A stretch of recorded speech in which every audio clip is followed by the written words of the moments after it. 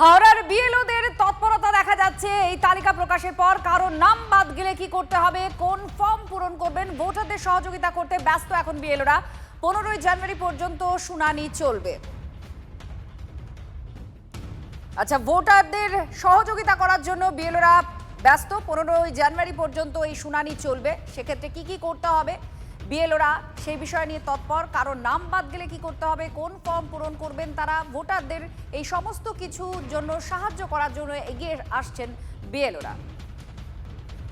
আর SIR এর কাজের সঙ্গে যুক্ত থাকবেন বিএলওরা। 15ই জানুয়ারি পর্যন্ত বুথে বসতে হবে বিএলওদের, শুনানিতে তাদেরকে থাকতে হবে। আগামী 1 মাস বিএলওদের কাজে অংশ নিতে হবে, অর্থাৎ এই শুনানি পর্বে 15ই জানুয়ারি পর্যন্ত অভিযোগ জানাতে পারবেন ভোটাররা। শুনানিতে কাদেরকে ডাকা হবে এটা জানাবেন বিএলওরাই, অর্থাৎ ভোটারদের চিন্তা করার কোনো জায়গা নেই। এখানে বিএলওরাই ভোটারদের জানাবেন যে আপনাকে শুনানিতে ডাকা হচ্ছে, আর সেই শুনানিতে কি কি দিতে হবে, কি কি করতে হবে সেটা বিএলওরাই আপনাদের সহযোগিতা করবেন।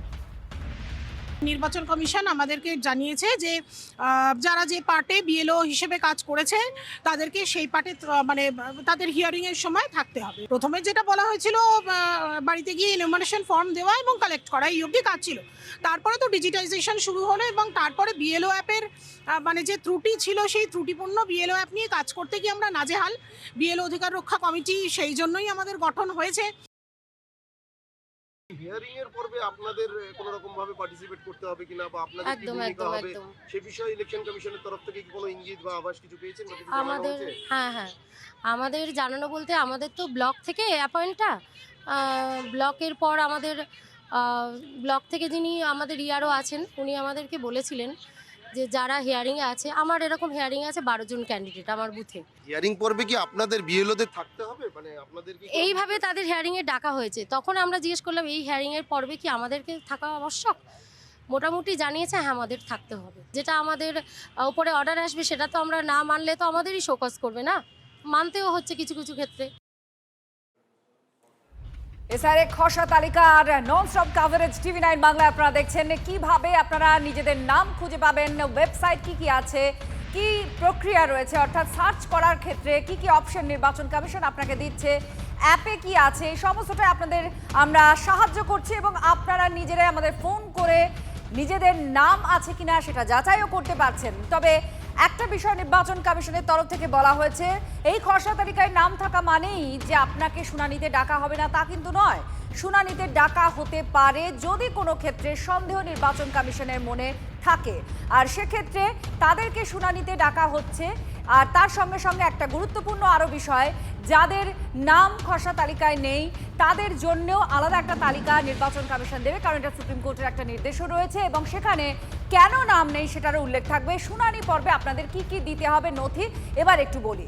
বৈধ নথি দেখালে নাম উঠবে খুব সহজেই। কোন কোন নথি থাকবে, সেটা কোন কোন নথি বৈধ, এবার সেই তথ্য আপনাদের দিই। শুনানিতে সঙ্গে রাখতে হবে সরকারি চাকরির পেনশনের নথি, 1987 সালের আগে প্রাপ্ত সরকারি পরিচয়পত্র, জন্মের বৈধ শংসাপত্র মানে বার্থ সার্টিফিকেট, আর তার সঙ্গে পাসপোর্ট আর মাধ্যমিক বা সরকার স্বীকৃত বোর্ড বা বিশ্ববিদ্যালয়ের শংসাপত্র আপনি রাখতে পারেন। পাসপোর্ট যেহেতু প্রচুর ভেরিফাই হয়ে যায়, পাসপোর্ট থাকলেও হবে। আর স্কুলের কোনো সার্টিফিকেট বা বিশ্ববিদ্যালয়ের শংসাপত্র সেটা থাকলেও হবে। রাজ্যের স্থায়ী ঠিকানার নথি এটাও আপনি কাছে রাখতে পারেন। অরণ্যের অধিকারের শংসাপত্র, এই নথি থাকতে যারা বনাঞ্চলে বসবাস করেন তাদের এই ধরনের শংসাপত্র দেওয়া হয়, সেটা রাখতে পারেন। ওবিসি বা এসসি বা এসটি বা অন্য যে কোনো জাতির বৈধ শংসাপত্র, কোনো অসুবিধেই নেই সেক্ষেত্রে, অনেকের কাছেই এই শংসাপত্র আছে। এবার এনআরসির নথি যদি থাকে, এটা বলা হয়েছে যদি এনআরসি থাকে তাহলে সেই নথি দিতে পারেন। আর 10 নম্বর নথি হচ্ছে রাজ্য বা স্থানীয় প্রশাসনের কাছে পরিবারের নথিভুক্তির নথি, এটা আপনি দিতে পারেন যদি থাকে। আর 11 নম্বর নথি জমি বা বাড়ির সরকারি কোনো নথি। আর 12 নম্বর হচ্ছে আধার, কমিশন নির্দেশিত ক্ষেত্রে আধারটা প্রযোজ্য হবে। আধারটা অনেক সময় নাও হতে পারে, সেক্ষেত্রে বাকি যে 11টা নথি সেই নথির মধ্যে যে কোনো একটা নথি আপনি যদি সাবমিট করেন তাহলেও চলবে।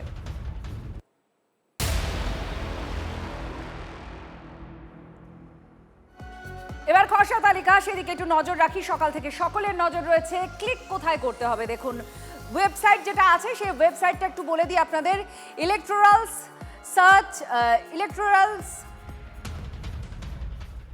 সার্চ এবং .eci.gov.in এই ইলেকট্রাল ওয়েবসাইটে আপনারা গেলে এটা পাবেন। একদম যদি সার্চ করেন গিয়ে গুগলে গিয়ে একদম উপরের দিকে এটা থাকছে, তার কারণ এটা অনেক বেশি সার্চ হচ্ছে।